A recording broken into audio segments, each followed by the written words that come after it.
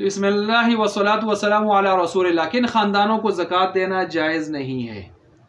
جی، number 1، حضرت علی رضی اللہ تعالیٰ عنہ کی اولاد، چاہے حضرت فاطمہ رضی اللہ تعالیٰ عنہ سے سادات کی صورت میں ہو، حسنی حسینی وغیرہ،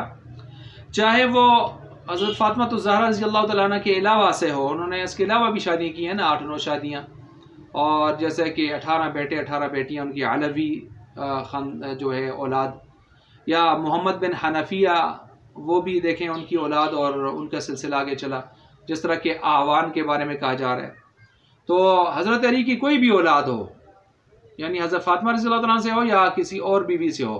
تو ان کو زکوٰۃ نہیں دی جا سکتی۔ اسی طرح عباسی، حضرت عباس رضی اللہ تعالیٰ عنہ جو ہے حضرت آپ علیہ السلام کے چچا، ان کی اولاد کو بھی زکوٰۃ نہیں دی جا سکتی، عباسی۔ اسی طرح آوان کا میں نے پہلے بھی ذکر کیا ہے کہ اگر ان کا شجرہ واقعی جا کے محمد بن حنفیہ کے واسطے سے حضرت علی المرتضیٰ رضی اللہ تعالیٰ عنہ پہ پہنچتا ہے، کیونکہ ان کی اولاد میں سے ہیں یہ حضرت محمد بن حنفیہ، تو پھر آوان کو بھی نہیں دی جا سکتی۔ اگر وہ اس طرح کے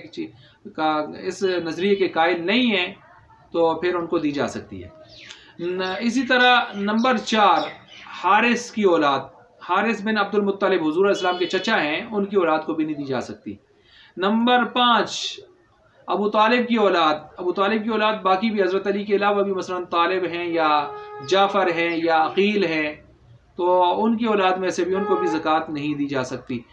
تو یہ تقریباً 5 خاندان میں آپ کے سامنے رکھے ہیں جن کو زکوٰۃ نہیں دی جا سکتی۔